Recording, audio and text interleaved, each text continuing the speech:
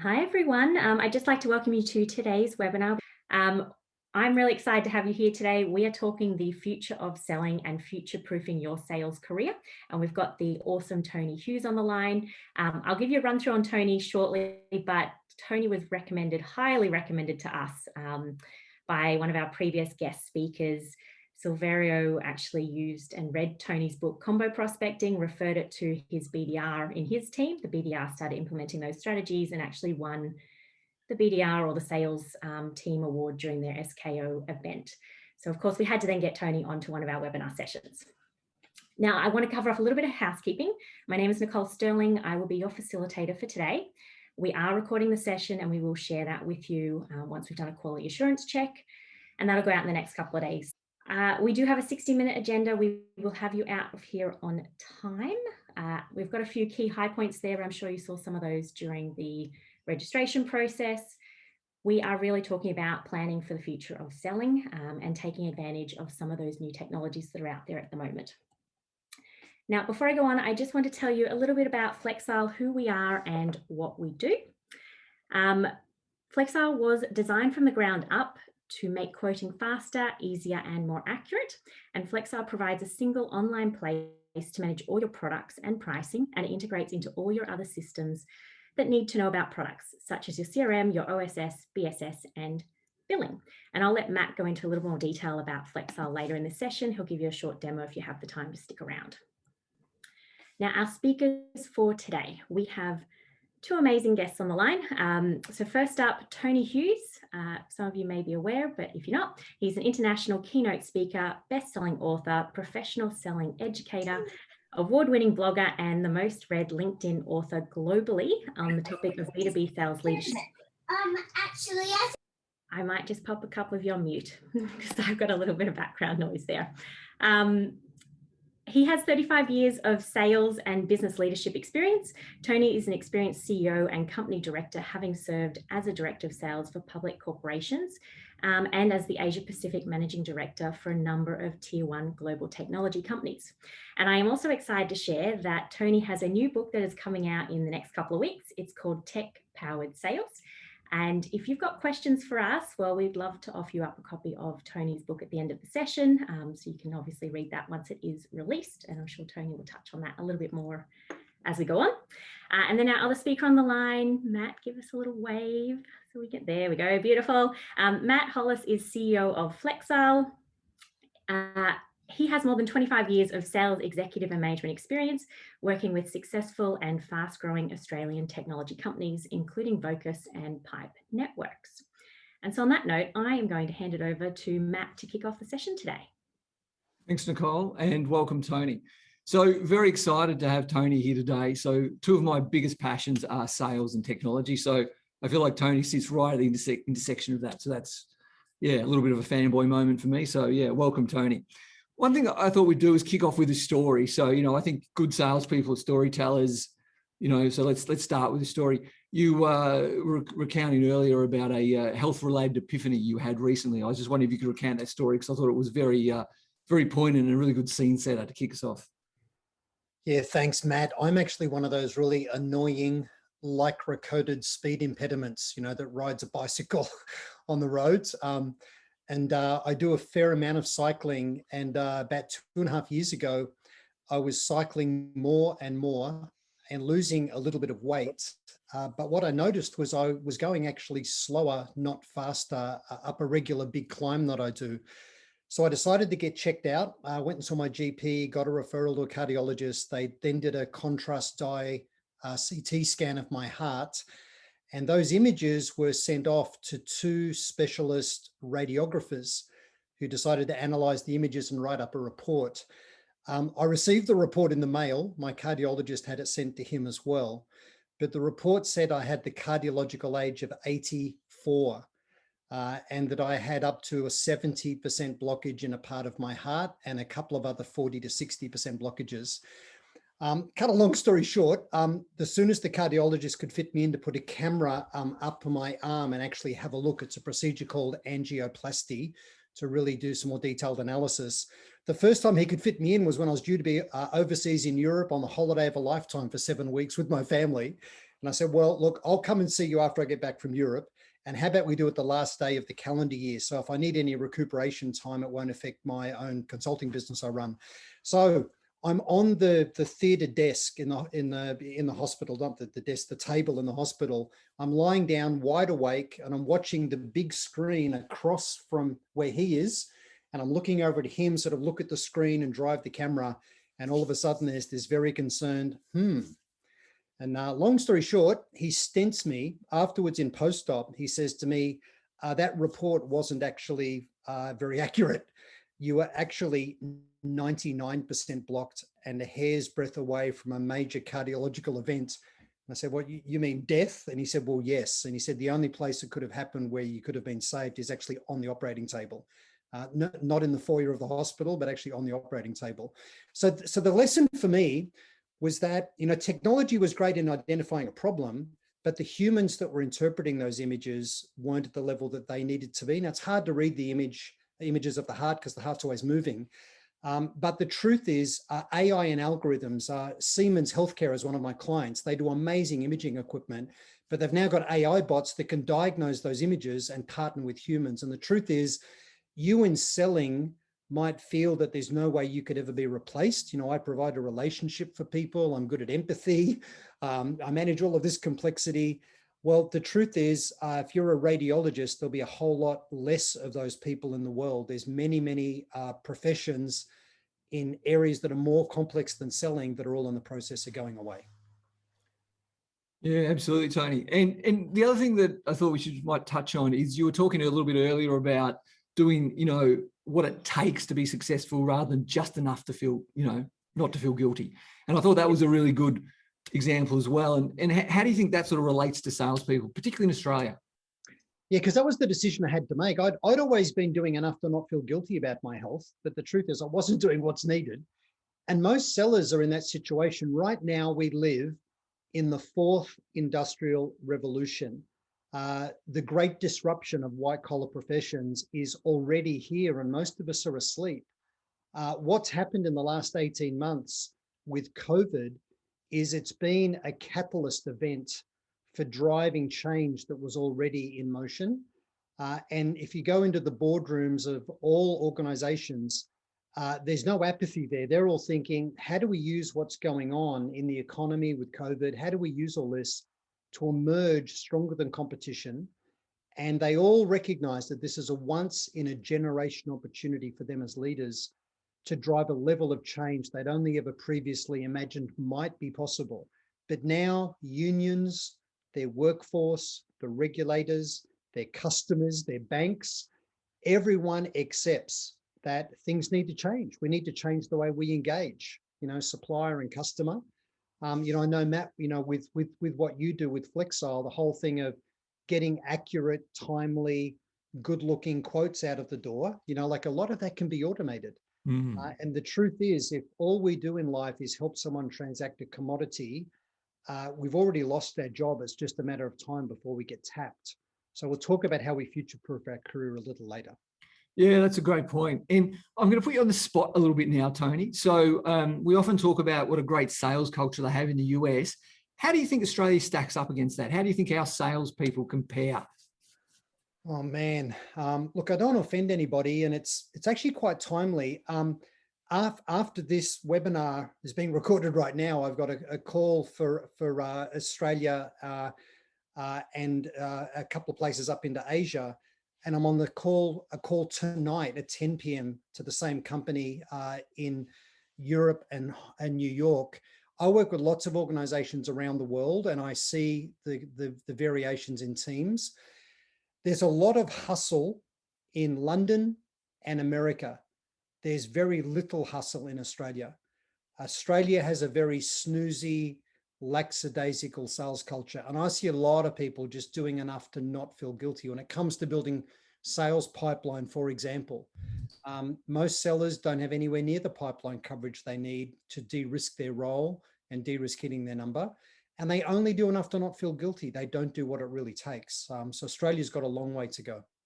Yeah, so based on that, and this I was leading you somewhere with that question. So there was a 2015 article that Forrester put out sort of suggesting that about 22% of salespeople would lose their jobs over the next decade. Now, I know you've got some thoughts on that, but given if Australians aren't as good as the US, does that make it more dangerous for us as sales professionals in Australia?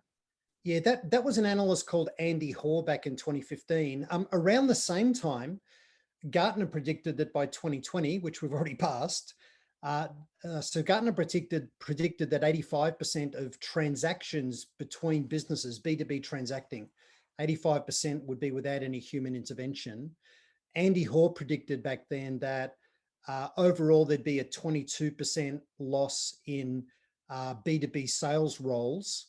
And anybody in order taking, he thought that would be up at about a third. My personal prediction is that 1/3 of field B2B sales roles are also going to disappear this decade. And the reason is everybody needs to provide the level of value necessary to fund their role, and that's value for the customer and the employer. Let me share with you an amazing little story. I was talking to a bunch of CEOs 3 weeks ago, and in the lunch break, one of the CEOs came up to me and told me this amazing story. I won't say who the company is for very obvious reasons when you hear the story. This company sells to pharmacies, what we call in Australia chemist shops, what they call in America drugstores, but they provide a lot of the compounding chemicals and base ingredients for making medications, ointments, all of those things for a pharmacist. In America, they noticed that their 2 highest performing territories from both a revenue growth and a profitability point of view had been 2 territories that had no rep in them for 2.5 quarters. And they thought, what in the world is going on here? They were convinced that they needed reps in the field that called on the pharmacists, the owner of the drugstore, the chemist shop, that called on them every 2 weeks to maintain mind share, to keep it, their own products front of mind. They went and interviewed those drugstores in America and asked them, why were they spending more even though they had no rep? What they discovered horrified them.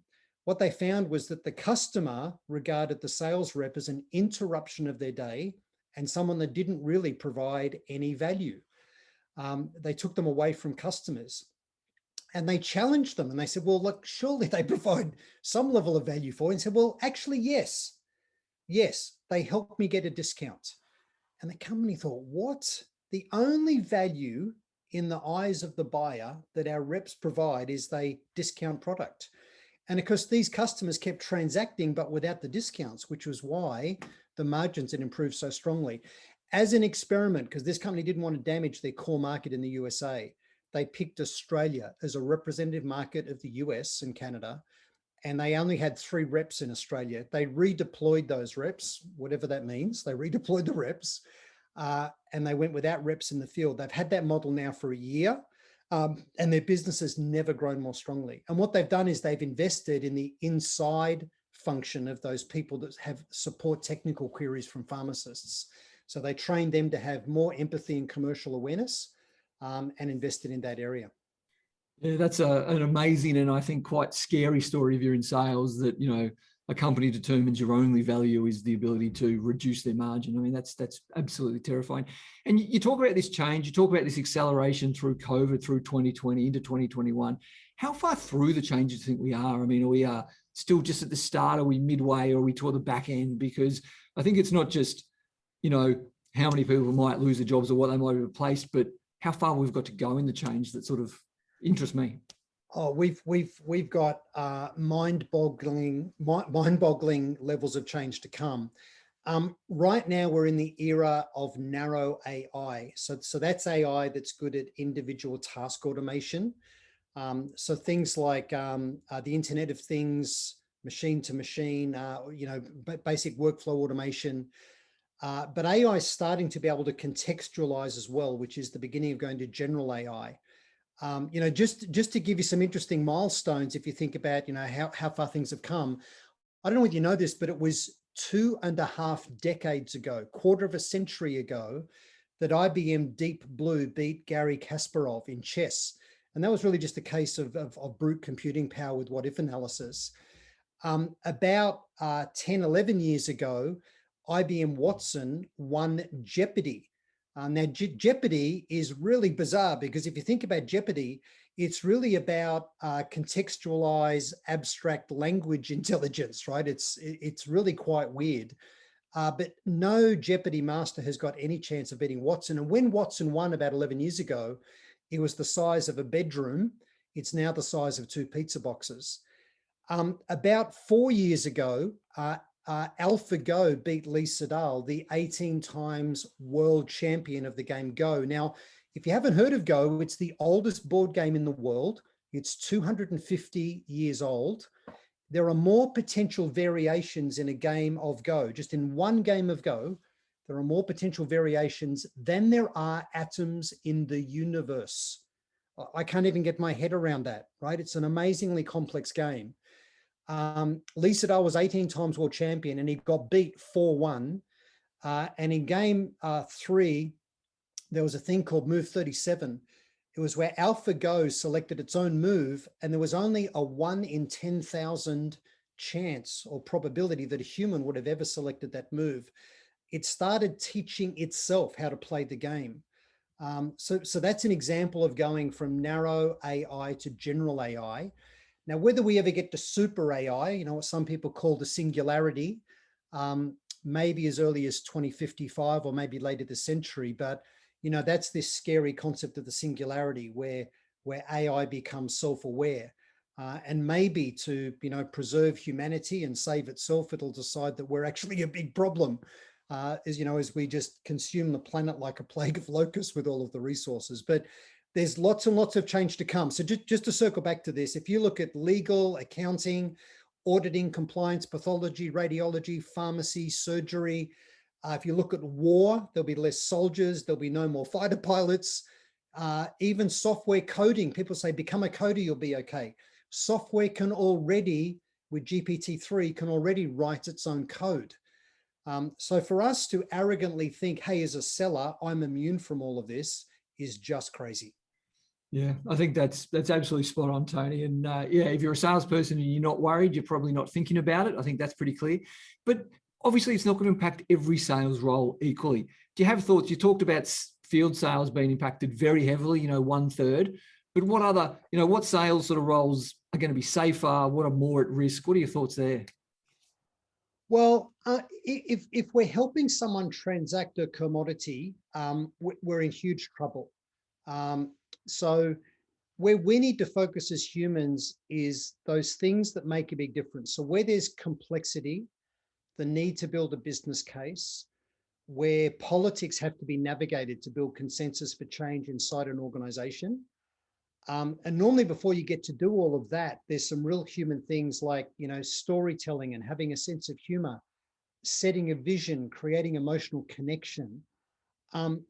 These things around human creativity and empathy will never go away. I don't think they'll ever be replaced by the bots. The bots will be able to fake empathy, but the genuine version of this will never be replaced by tech. So as a human, we really need to gravitate there. If you're tempted to think, hey, I'm smarter than tech, if you think about the fact that technology can automate the process of watching, listening, transcribing, in essence, reading and ingesting all of this content and categorizing it. It can then search it in a heartbeat, and it can now do it with amazing context.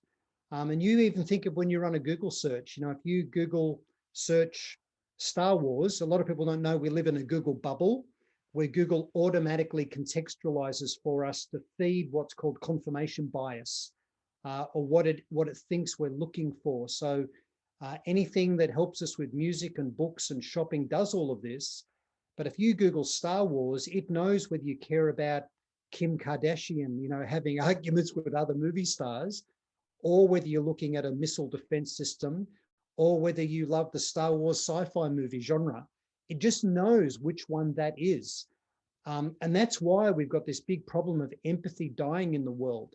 When someone does a Google search on an issue, a controversial issue, whether it's global warming or Donald Trump, what happens is what's served back to them is information that supports their bias. And that person's thinking, why is everybody else an idiot? You've only got to get on the internet and you can see that I'm right. but the truth is they're being fed their bias all of the time. So, tech is insanely powerful, and it's self-improving. And if you think that you can beat tech, you're out of your mind. If you think about being a fighter pilot, we've got the new Top Gun Maverick coming out. It keeps getting delayed. I can't wait to see it. But the thing is, within, I reckon, 5 years, there'll be no more fighter pilots in war theaters. The fighter plane will be connected to a human that decides to punch the button on deploying a weapon. But a human cannot outpull, with G-force, a bot. And about 9 months ago, DARPA, which is the American Spook Organization for Innovation, they ran a 5-series dogfight battle or competition with a real fighter pilot and their AI pilot, and they detuned the AI pilot to fly well within human limits, like way within human limits, right? And it still beat the real fighter pilot 5-0. So, if you think what you do is more complex than being a fighter pilot or more nuanced than being a pathologist, you're just wrong. Technology is coming for our role. So we've got to focus on the things that make the difference at a human level and use tech. So there's a key thought here in all of this is when you think about technology-based disruption, think about how can I use tech to automate some of my tasks. And for example, CPQ is a good example of this, configure, price, quote. How can I use tech to do that? Or how can I use technology to monitor for trigger events in the marketplace so that I'm contacting people that have a propensity to buy? That would be another example. So use tech to automate some tasks rather than think about technology replacing your role. So I'm going to focus on the human things that will never get replaced, but become a bit of a cyborg. I'll blend tech and human together. Yeah, and that's a great point there. This idea that we've got to use tech to stay relevant. And I know you talk a little bit about the tech stack you need as a salesperson to be really relevant these days, and the amount of, I suppose, investment a business should be making in it. So I'm really keen to hear you run through your thoughts on that, because we certainly share a very strong alignment there. So yeah, what do you think about the tech stack? Yeah, so in the new book, Tech Powered Sales, we provide a list of what we regard as the essential stack and then the optional stack. So maybe I'll just run through the key elements of the essential stack. So look, obviously everybody needs a CRM system in sales, or if you're a business leader, you need a single source of truth about your prospects, customers, partners. You need a platform or system of execution for sales and marketing activity. And we need to go beyond thinking about selling and marketing to thinking about customer experience. The new war is really around customer experience. And if your customer experience, if you map it and you've got a human being involved, well, you involve them at the right point.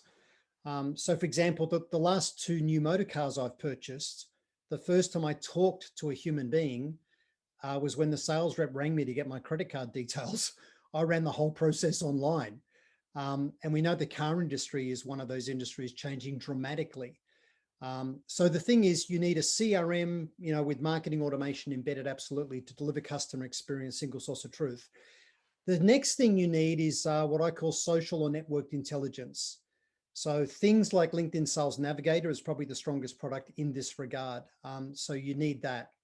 And LinkedIn Sales Navigator is really a self-weeding database if you're in B2B selling. The next piece of tech that I encourage people to think about is a new category called SEP, Sales Engagement Platform. And that's things like SalesLoft, Outreach.io, Zant.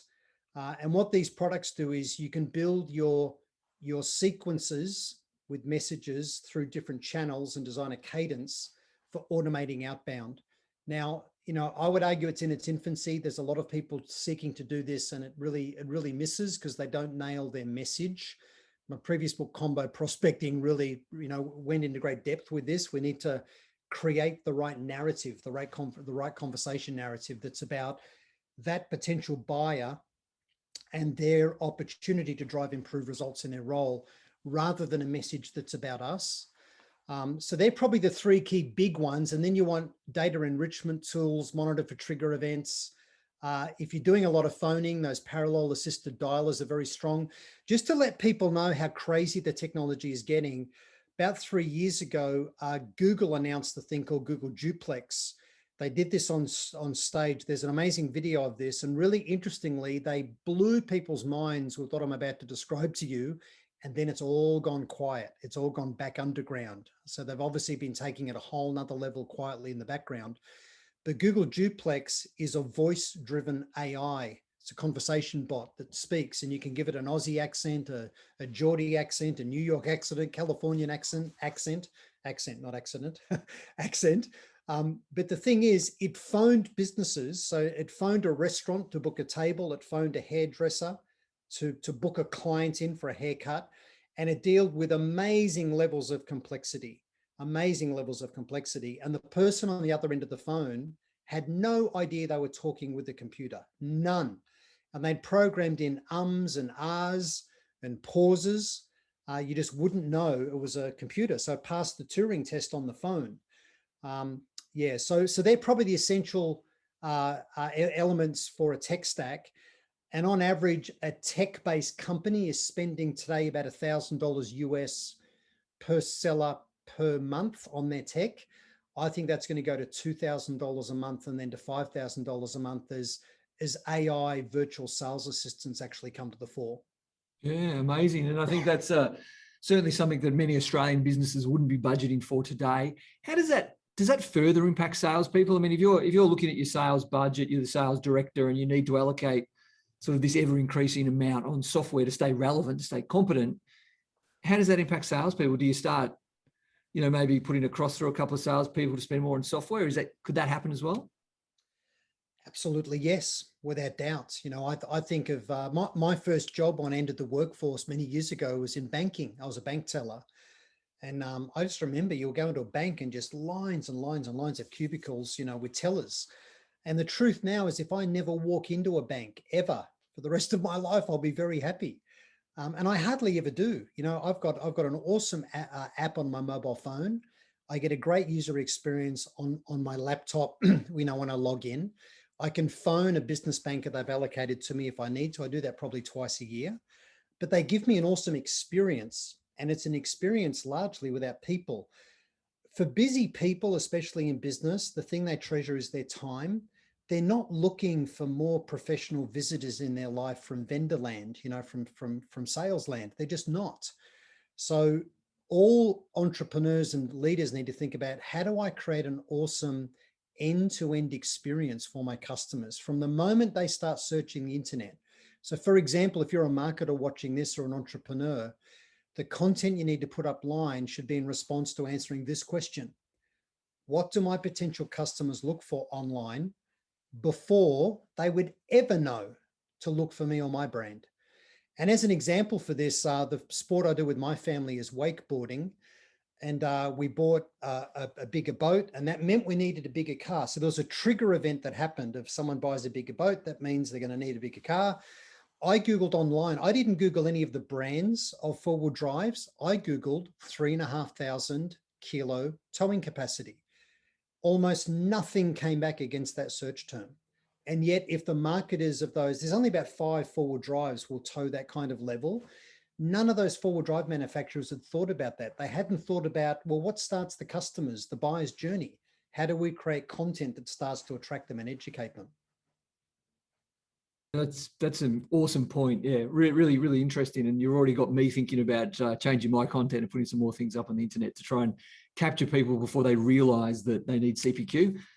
Usually when their spreadsheets are breaking or they're trying to put their products in CRM. So we'll give that a run.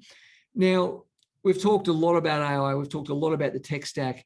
Just taking it slightly sideways at the moment. Do you think that is all of this sort of pressure on sales to get better, to embrace tech? They also need to know their product more, because I know, historically there's been the salespeople, they've relied on, being very personal and doing meetings and relationships.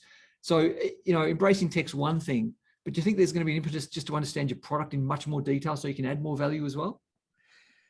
Yes. So to me, the thing we've always known about selling is, and life generally, is you need to have reasonable IQ. You can't not be smart and expect to succeed.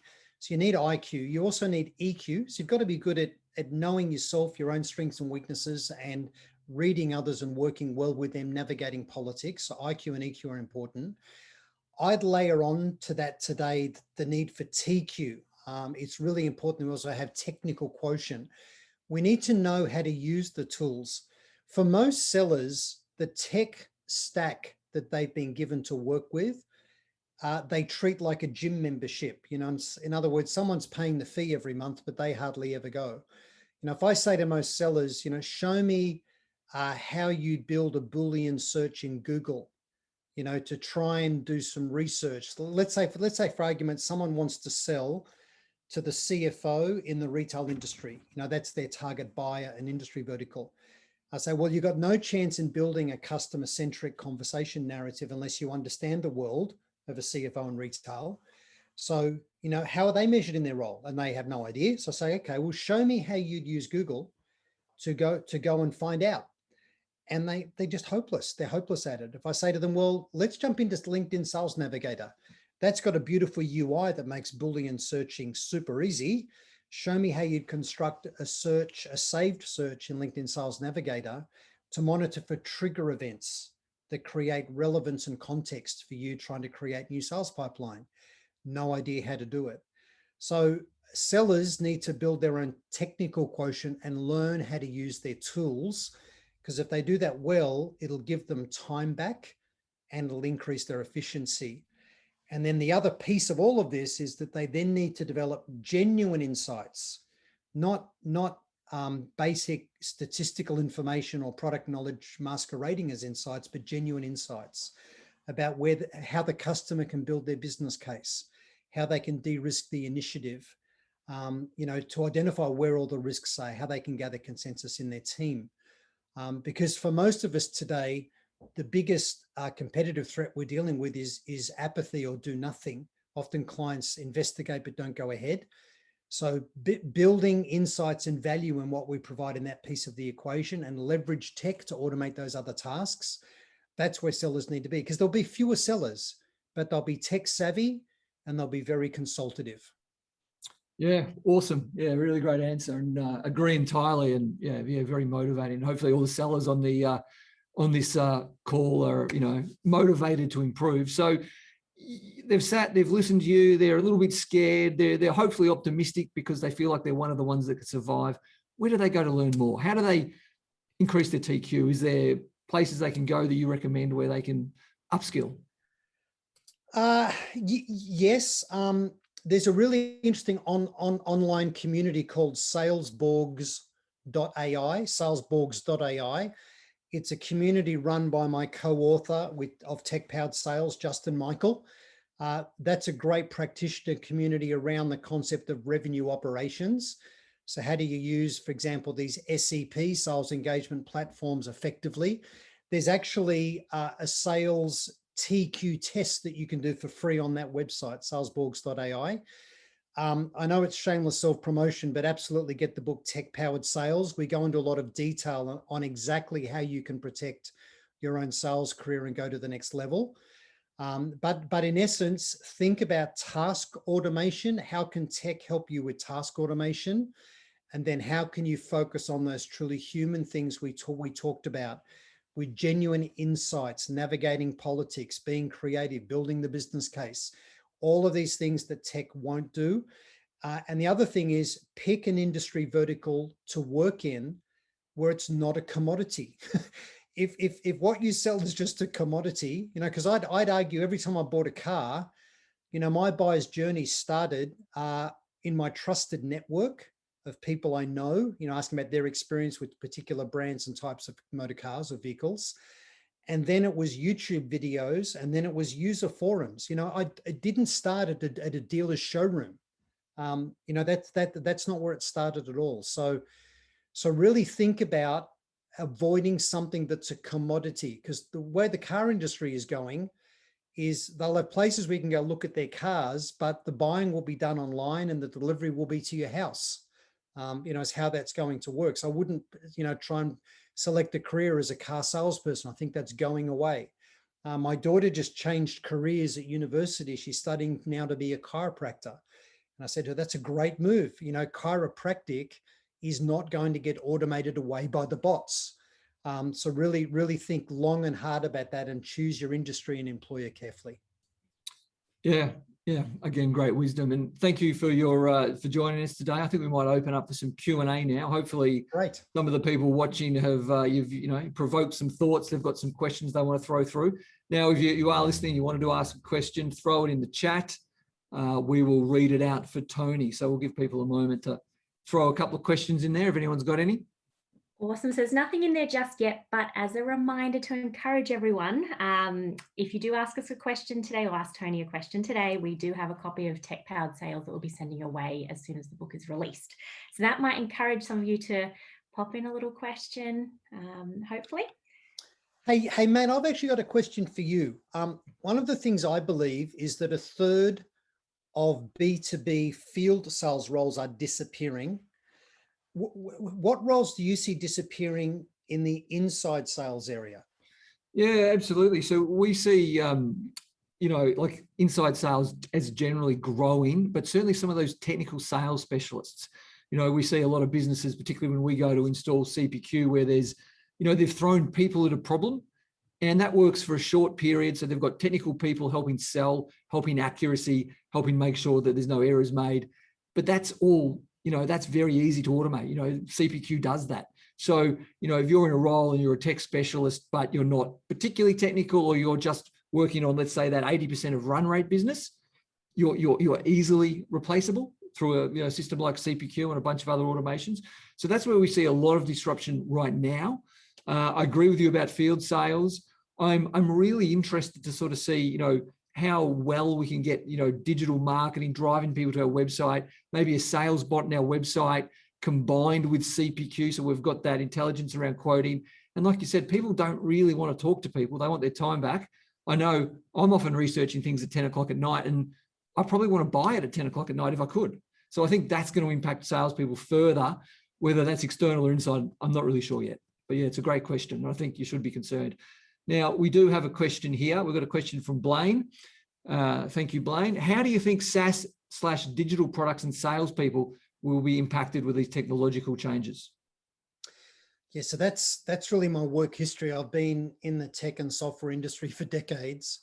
And I remember when we started to move away from on-prem to cloud and as a service models, for software and services.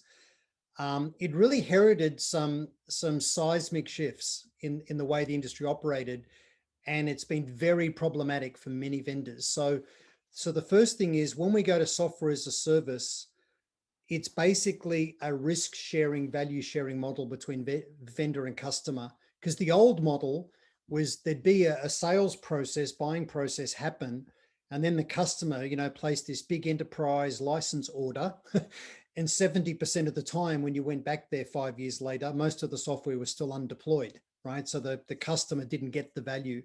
Whereas now they all want to start small, do an initial deployment, prove value, and then start to roll out. And a lot of these sales strategies of let's land and expand are actually let's land and get bogged down and never go anywhere, right? So they just don't resolve. Now, here's the problem.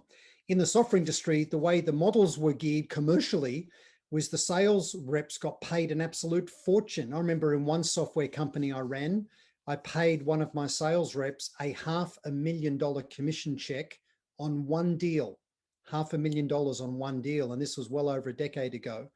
That era is really kind of gone because the deals are all much smaller and they drive to value over time. The other thing is a lot of the tech vendors have implemented expense management programs. That's a euphemism for let's make sure we don't pay overachievement dollars to reps, right? So the quotas are all geared. It's really hard to really move the needle. So there's less risk for customers. There's less giant overachievement money for sellers, and the vendors that have the sales forces are really struggling with doing it profitably. Yeah, okay. I liked what you said there about the SaaS model, about starting small, prove success, and then growing. Do you think does that improve sales? Does that get you to a sale faster rather than trying to do the big sale and rather just, picking off a piece you can win at? Is that a good strategy for people selling SaaS to be more successful? Well, it can be a good strategy if you set a vision for the fully realized future state with the customer. Because the problem with just starting small somewhere and seeing how it goes, that mindset in of itself in the customer organization creates a very strong bias toward failure. Because the thing we know is if you're running a change program in an organization, it's being committed and then signaling that commitment very clearly to the organization. That's the way you drive change successfully. If you're going, well, let's do a small group and we'll see how it goes. If people don't like it, they'll in essence sabotage the initiative, even if that's done subconsciously before it gets off the ground. So commitment is an essential element to success. And if starting small is without commitment, and if it's without a vision for the bigger, broader future state, then often it doesn't happen. Yeah, great. Awesome insights. We've got a question from Peter. Thanks, Peter. And his question is, with all that emphasis on AI and automation, the requirement for multiple times deal coverage, email automation, and SDRs making lots of outbound calls, where do you see sales going in terms of sellers becoming focused on a smaller set of higher qualified prospects, or leveraging tech to reach out unsolicitedly, could be a word, I'm not sure, to more unsuspecting prospects? He's got quotation marks. Are we likely to be just doing more or doing better? Good question. So for everybody on this call, you should connect with Peter Strokorb in LinkedIn. He's truly brilliant around bringing sales and marketing together. He coined the term smarketing. And Peter is spot on. If we think about buyer's journey and how we map, the seller vendor experience to the buyer journey, it is about bringing sales, marketing, service, and support all together for the whole life cycle. But to answer Peter's specific question, I think the future of selling is where buyer sentiment meets seller relevance, right? So if we can use technology to monitor for buyer sentiment, and trigger events are a big part of this, and there's some tools out there that are starting to do this in different ways. No one's really brought it together properly. But if tech can say, hey, there's proof of life here, this person makes sense to have a relevant conversation with, here's their dialing details, here's their email address, you should contact them. There's a company I work with also in Australia called Trigger, TRIGGR, so Trigger without the E, .ai. But they monitor for trigger events in the marketplace and then give you all the dialing information and email addresses. But what that does is it contextualizes the conversation. So the truth is we should never, ever be making a cold call, but we need to be phoning people that we don't know yet. But we need to contextualize it so it's warmed up. Common relationship, we've noticed something about them, we're relevant in their world. So there's an argument to do fewer outbound sequences, but more targeted and more intelligently. But what I find is most people are just doing the bare minimum to not feel guilty. And if they're lucky, about 20% of what it really takes to be successful, as well as not doing it intelligently. Yeah, depressing statistics. But yeah, and it's a great point. I think that, what you're saying, don't call people completely cold. Make sure you've got something to talk about. I think that's been an absolute key for me in my sales career. Reach out to somebody, be able to take the conversation somewhere because you've done some research, show them you've put some effort in. And I think that's rewarded. I know when I get cold called, it doesn't happen that often these days, but when I do, if someone's made some effort, I'll hear them out. If there's no effort, it's just a straight no thanks, hang up. Well, Matt, it's really funny you say that, because I talk to a lot of CEOs and I regularly ask them, how many times a week or a month do you get a call from a seller? And the answer is hardly ever. People have bought into this social selling schlock, that all I need to do is groom my LinkedIn profile and connect with people and I'll get leads. Any seller who thinks, hey, I know how to sell, I just need more leads, is living a deluded existence. If you really knew how to sell, you'd be creating leads. If you've got to learn to farm and hunt. You can't be a vegetarian hunter, right? You've got to be able to do it all. You've got to run the full cycle. They're the people that will be valued. If you're creating the sales pipeline, you'll absolutely be okay. Yeah, that's an awesome sentiment, and one very close to my heart, that, if you're a good salesperson, you can generate leads. So I think that's an amazing point. And I think we might pull out, you had some great quotes in there. We might pull them out and use them. Yeah, really, really good. No other questions in the channel at this stage. So, hey, there was something there from Bradley Hargraves about doubling down on EQ in the sales journey. And Bradley, I really agree with you. having high EQ is critically important. The mistake I find, however, that people make is in opening the opportunity, because opening is without doubt the most difficult phase of selling. Opening, creating the opportunity, most difficult phase. And it's the most important phase because it sets the agenda for everything else that happens. A lot of sellers try to adopt this friending, rapport building strategy as the way of opening, and it goes against you if you're selling into the C-suite. People are busy and they want us to get to the point. As we're going through the sales journey, and I agree, and that's the point you're making, is through the journey. Once we've got past that, the EQ thing is incredibly important. We need to read what's really going on beyond the non-obvious. Yeah, thanks, Tony.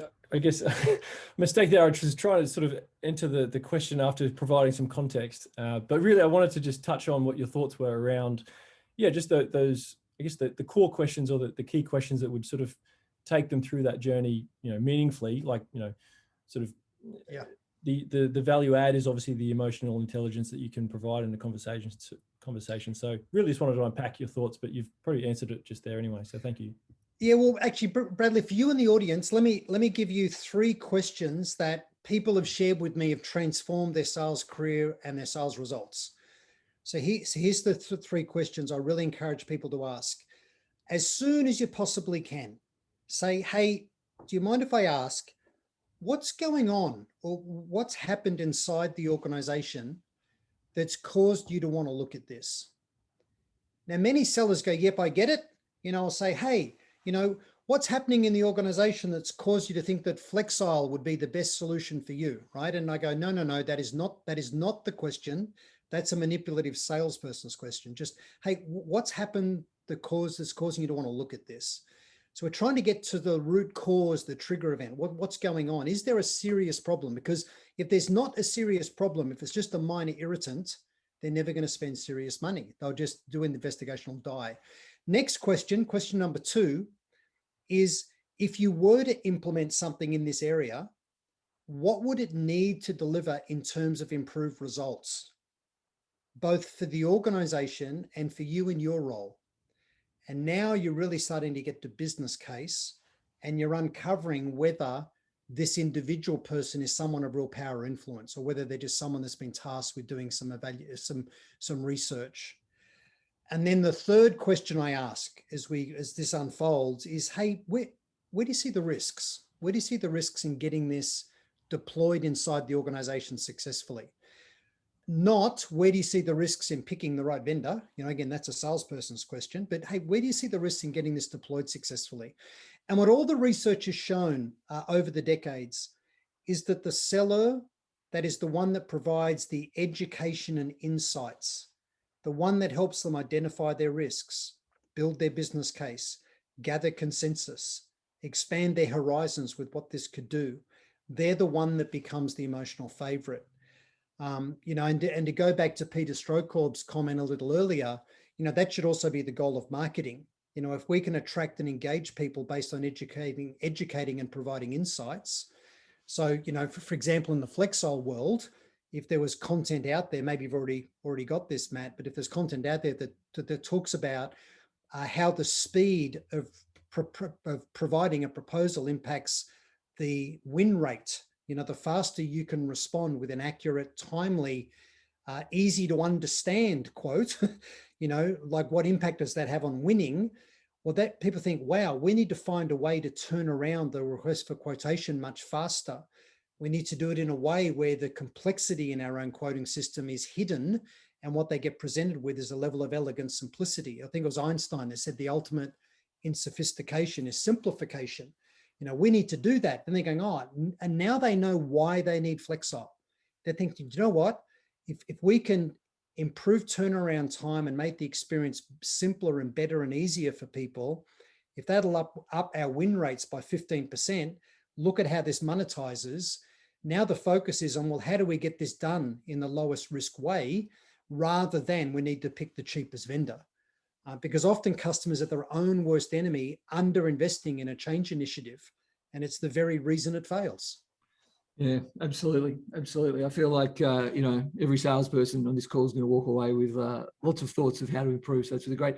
One last question here from Paul, just asking, what is the impact to other sales related roles like sales operations or technical pre-sales?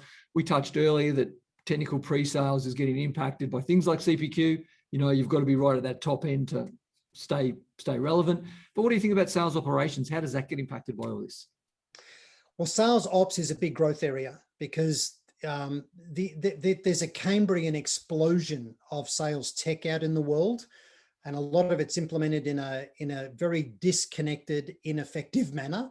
So sales ops role sales ops, rev ops, same kind of thing, but revenue operations job is to bring all of this together: sales, marketing, service support, CRM, SEP, sales intelligence tools, CPQ, the acronyms go on endlessly. But the job's to pull all of this together in a way that gives time back to sellers to focus on the high value things and provides a great experience for buyers. So I think that role of revenue operations will grow. But for example, if you're in sales ops and a lot of what you do is you just wrangle the forecast for the organization, well, you're in trouble. There's not enough value in doing that, because right now Einstein, the AI inside the Salesforce platform, that is very, very good at forecasting, right? And if you deploy CRM, marketing automation and CRM in a way that enables the seller's job, then you'll capture accurate data, right? So if people receive their leads in CRM, they do their discovery in CRM. I'll just finish with this last story. A friend of mine's a CEO, and he wanted to get some skylights put in his house for some dark corridors and a bedroom. And he thought, here we go, I'll contact some companies, I'll get sales reps come out.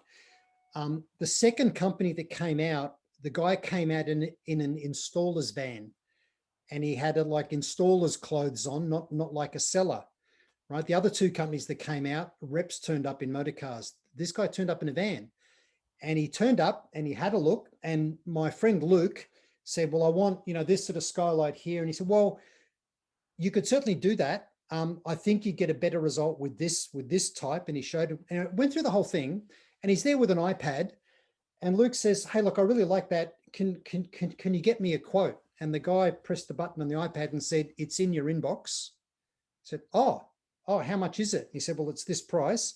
And he said, can I get some sort of discount? And he said, we actually don't do discounting. We give people the best price the first time. And he said, how much is it again? And he said, well, when could you do it? And he said, well, in his iPad, he said, well, it's me that would install it for you, which is why I'm making this recommendation. And I'm available on Thursday next week at 1 p.m. And Luke said, okay, can we go ahead? He said, sure.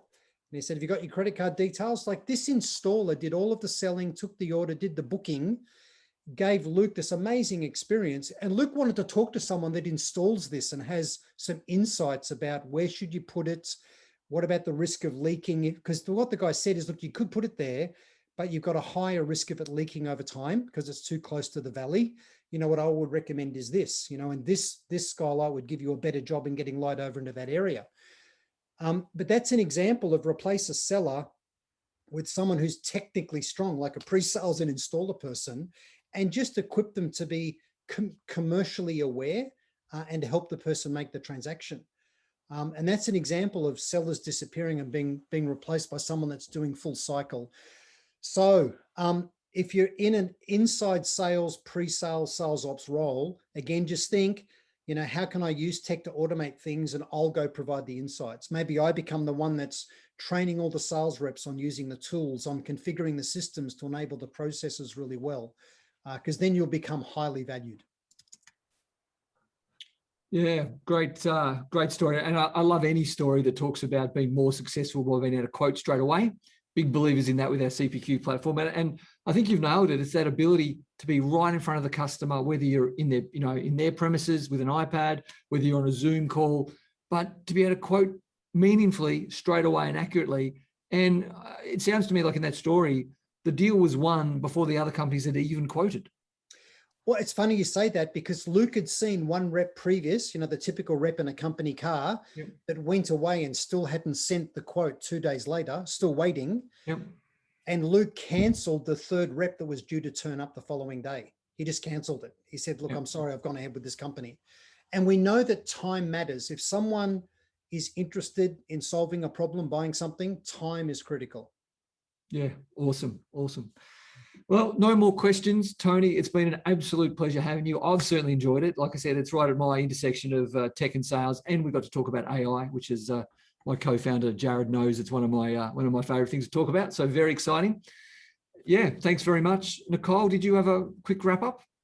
So I just want to say thank you, Tony. I also want to highlight Blaine, Peter, and Paul. We will organise copies of those books to go out to you. So just keep an eye on your inbox. I'll send an email out. Again, Tony, thank you very much. I really appreciate you doing this and offering your time up today. It's been an awesome session. I know we're right on time. However, Matt does have a demo ready to go of Flexile. So if anyone's got spare time and wishes to hang around after the 11 a.m. stop time, we'll kick off with that demo now, I think, Matt. And thanks, everybody. I'll jump off. Thank you so much. Thanks, Tony. Real pleasure. Cheers. All right. Well, I will kick off with a demo. Like Nicole said, you're all welcome to hang around and watch, or you can leave after seeing Tony. I won't be offended. It's completely fine. Just share my screen. Hopefully you can all see my screen now. Now I am starting here in Salesforce, not in Flexile.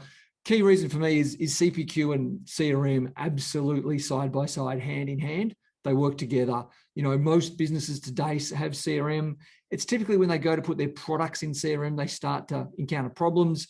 They usually use Excel to paper over some of the cracks, but at some point it gets a bit complex, and that's when you need to look at CPQ. So I'll just quickly run you through how CPQ and CRM work together. So really quickly, really standard, you always have an opportunity that you're working on. I'll just quickly whip one up here. We'll throw it under my test account, very cleverly named test.com. It's going to be a good quote, so we'll close it in a couple of days. We're at proposal stage. So I've got myself an opportunity. We'll just add a contact role. Obviously, by the time you quote, you've got all this set up, ready to go, typically, or if you're the sort of business that quotes directly off an inbound, you've probably got some automations. So we'll assume that you've got all that set up. And then once I've got the opportunity, I'm at the point where the customer needs a proposal. I can just launch into Flexile directly out of my CRM and do a quote. So it's going to log me in, makes it nice and easy, pulls across the name of my opportunity, demo-webinar, pulls through my company, test.com, pulls through my contact. I'm now ready to quote. So I'm going to quote a managed network service. So this is, if you're in B2B sales, selling data services, and you're going to sell data connectivity to another business, one of the most important things you need to work out is, well, what's available at their address? So, in CPQ world, to me, this means that the only thing you can really do up front is enter the address.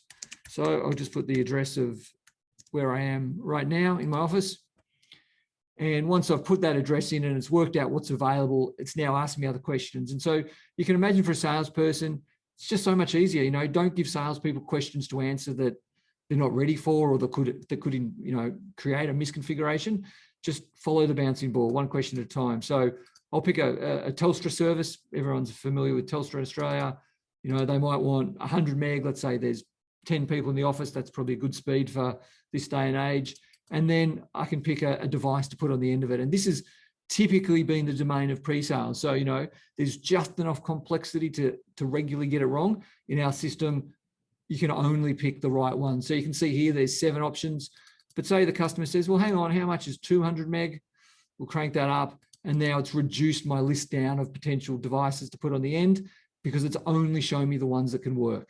So again, really easy. I can't misconfigure it. Once I've picked that, I might want to add a backup solution. Everyone's relying on the internet, so let's add a 4G backup. I could pick a different CPE if I wanted really higher availability, but let's just go with the primary. And once it's done that, it's added the SIM for backup. Now, one of the things that, if I put my sales manager hat on, having been a sales manager for 25 years, one of the things I love is this idea that you can just sync that back to CRM. So you know, as a sales manager worrying about forecasting, it's typically the problem that your data is just not accurate in your pipeline. So in this instance, and I'll just quickly refresh Salesforce so we can see it. We can see here that I have now got a quote attached to my opportunity. I've got a total against my opportunity. I can click in there. I can see what's been quoted. Now, I've just synced across what I call line item data, which is really just description and dollar values for pipeline, but you could sync as much or as little as you want. But it just means, you know, you're no longer chasing salespeople to keep updating CRM. Every time they do a quote, you've got it in CRM. You get to see how many quotes they do. In fact, one of our customers called me recently to say, you know, their average number of quotes to win a deal was 3, but they had 2 salespeople sitting between 7 and 10. They then did a bunch of investigation and found out that those salespeople, look, they just weren't asking good questions. They were misquoting and, you know, they were impacting their business. So they needed substantially more training to be successful. So that was a nice little additional piece of info that the system showed them. I'll just go in here and I'll show you a different type. So I might want to do another quote for the same opportunity. So I'll just hit the button again, come through to Flexile. I'll do this one for a voice. Let's say the customer now says, well, I need a hosted voice service. So I'll just change the name so I can see it in my CRM, and I'll add a voice configurator. So this is a slightly different version. This is creating a series of questions that will then add the right products. Again, this can be really nice if you work out the workflow of selling your product. Just allows you to walk through the sales process, allows you to have inside people step through questions and then get the products right, which is really useful. So let's say there's, customer tells you there's 20 users. We'll give them a voice plan. 36 months seems fine. They might have, 10 direct in-dial numbers. We might want to port them from another carrier. So we'll say, yeah, we'll put one of those in. They might have a 1-800 free, inbound number.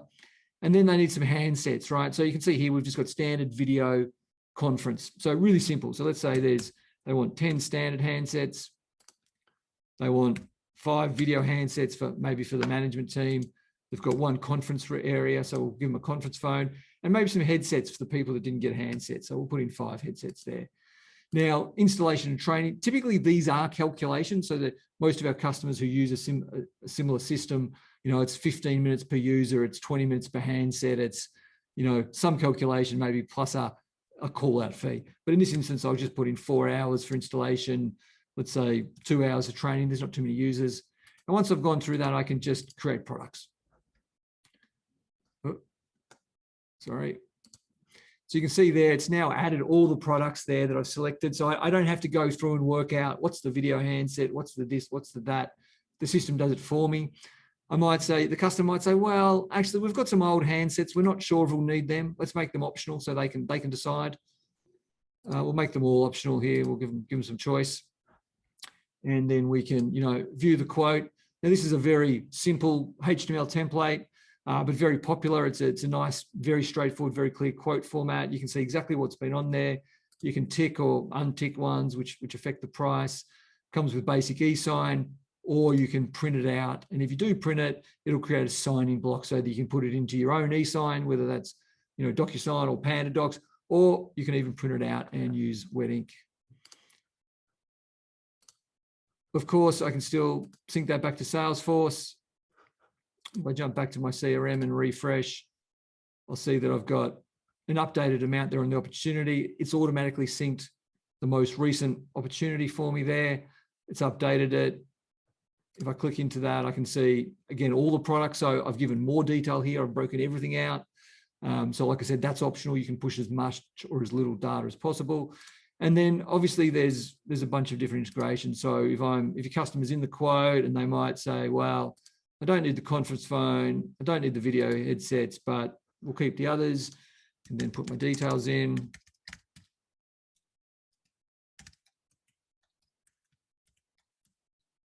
Once I put my details in, I can then come through and accept the quote. Comes through as that's accepted, and we just jump back into Salesforce now. Oops, back into the opportunity itself. We can see that the opportunity is closed won, and it knows that that is the actual opportunity that has been won. That's the quote. It's also put another version, even though it's effectively a duplicate, because I've just done it. We always take that absolute latest snapshot. And a key reason for that is we can, there's that variability. Customer might add something in, take it out, add it back in at the last minute, or you might even want to leave some of the things variable, whether that's contract term or bandwidth. So that's the demo I had prepared for you. You're certainly more than welcome to ask questions for the people that are hanging on, if anyone's got any questions. Otherwise, thank you very much for your time. It's been an absolute pleasure. Thanks, everybody. Really appreciate it. And like Nicole said, we'll put it up live online so you can rewatch it. I know I'm going to rewatch it because there was so much great stuff from Tony. So that'll be great. Thanks, guys.